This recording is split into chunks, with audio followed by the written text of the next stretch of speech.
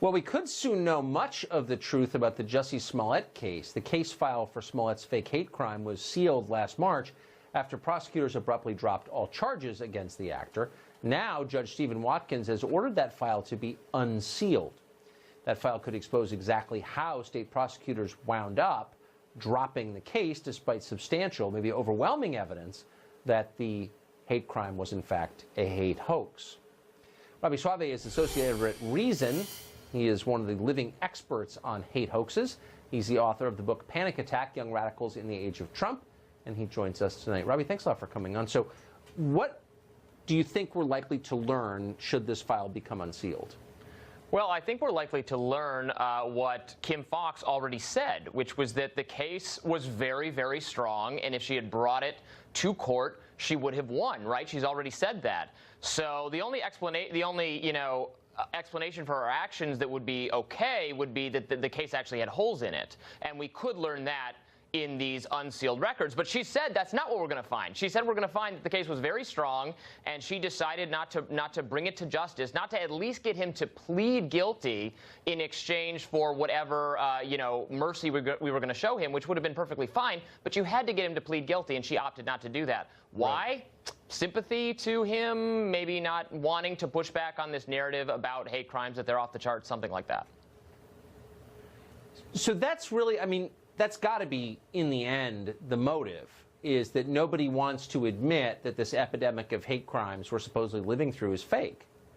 Yeah, I mean, the Democrats are holding hearings on this subject. I actually testified at one last week before a House subcommittee on hate crimes, and I was, the only, even though the other witnesses there very much conceded that the statistics do not show that we have this massive increase in hate crimes, they were still there to call for the government to do more about this. And Congress is taking this issue very seriously, the idea that there is some Trump-connected rise in hate crimes across the country. And, of course, the Smollett case was briefly Exhibit A in that argument. So it's pretty important to know the truth about this specific incident, because it was held up as an example of a broader narrative that must be true. So we deserve to know the truth if that's what it stood for.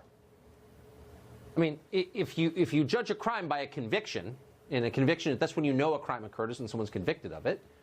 If that's how you measure hate crimes, we have virtually no hate crimes in America. So you pointed out that the stats don't show what they claim they show, that this epidemic is not measured. What was the response when you said that?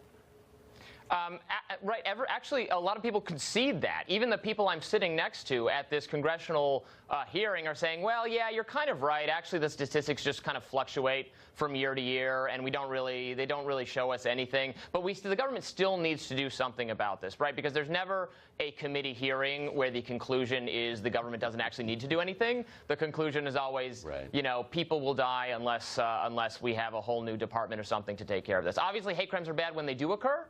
But it's just, you have to be very careful about scaring people into thinking that unless there's immediate action, there's going to be things like what happened to Jussie Smollett happening on every street across America, unless we act decisively now.